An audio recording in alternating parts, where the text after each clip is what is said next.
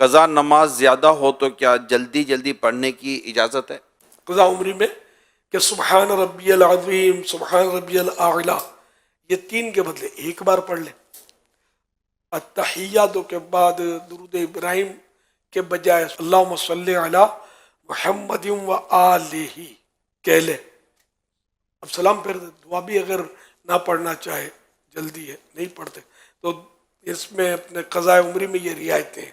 فرض کی تیسری، چوتھی اور مغرب کی تیسری میں سورۃ الفاتحہ کے بجائے 3 مرتبہ سبحان اللہ کہہ لے.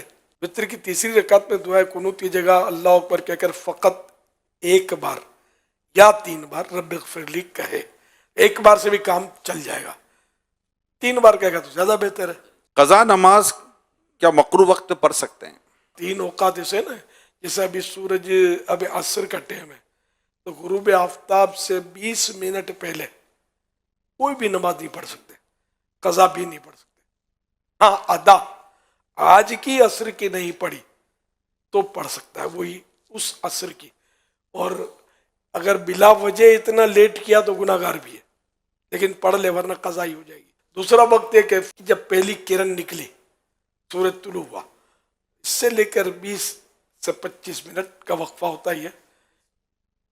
20 منٹ کے اندر اندر جو مکروہ وقت ہے اس میں بھی نہیں پڑھ سکتے، کوئی سی نماز نہیں پڑھ سکتے، تو قضا بھی نہیں پڑھ سکتے.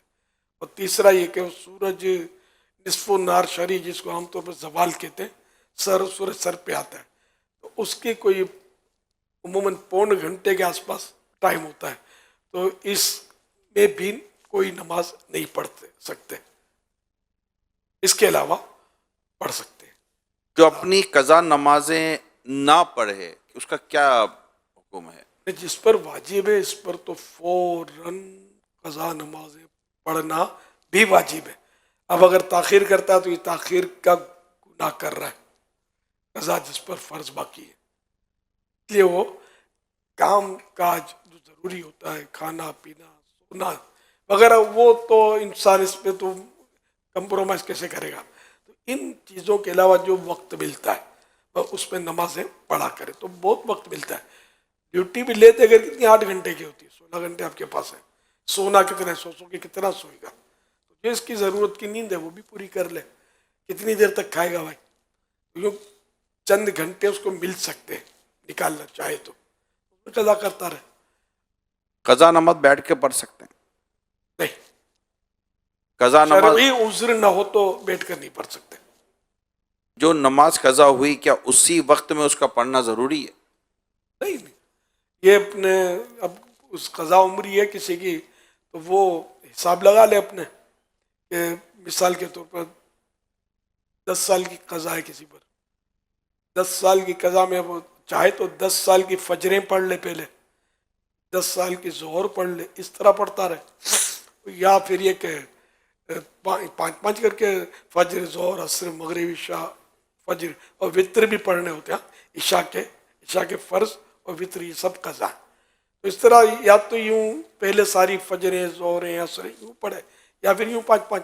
لیکن یہ ضروری نہیں کہ جس نماز کو قضا کر رہا ہے اسی نماز میں، جیسے فجر ہی میں فجر قضا ہو سکتی ہے، ظہر ہی میں ظہر قضا ہو سکتی ہے، ایسا نہیں ہے. جمعہ، عید یا تراویح چھوٹ گئی، نہیں پڑھی تو اب کیا کریں؟ جمعہ چھوٹا تو اس کی تو ظہر اگر پڑھی نہیں، بالکل وقت بھی چلا گیا تو ظہر قضا کرنی ہوگی. جان بوجھ کر چھوڑا توبہ بھی کرنی ہوگی. اور عید اور تراویح ان کا وقت اگر چلا گیا تو ان کی کوئی قضا نہیں ہے. جان بوجھ کر چھوڑا تو ہے، تو عید تو واجب ہے، گناہ گار ہوا. تراویح برا کیا، چھوڑا تو عادت کہیں چھوڑی مطلب تو پھر تو گناہ گار بھی ہے. سنتوں کی قضا کرنا ضروری ہے؟ سنت چھوٹ گئی کسی کی جی. تو اب اس کی قضا نہیں ہے. فجر کی سنتوں کی یہ ہے کہ وہی نصف النہار سورج سر پر سیدھ میں آئے، اس سے پہلے سورج نکلنے کے 20 منٹ کے بعد سے لے کر سورج سر پر آئے، اس پورے پیریڈ میں چاہے تو فجر کی سنت چھٹی ہے تو پڑھ لے، یہ مستحب ہے. नहीं पढ़े तो अब ये कि वाजिब नहीं है, इस पर पढ़ लेनी चाहिए। आपने वितर का फरमाया, तो इसके अलावा कौन कौन सी नमाजें हैं जिनकी कज़ा ज़रूरी है? वही 5 नमाजें, 4 ये फर्ज और एक वित्र, कुल यानी 6, इन मानों का 6 बनेंगी रोज की। लेकिन ये वित्र कोई अलग से नमाज नहीं है, ये ईशा की नमाज का हिस्सा ही है। तो यूँ 5 नमाजें कज़ा करनी है मा वित्र। रोज़ की 20 रकातें हो जाती हैं जिनको क़ज़ाए उम्री के तौर पर हम अदा करते हैं। क्या काम ज़्यादा होने की सूरत में ज़ोहर और असर मिलाकर पढ़ लें?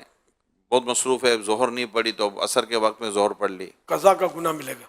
कज़ा नमाज की जगह को फिदिया वगैरह दे सकते हैं? नहीं,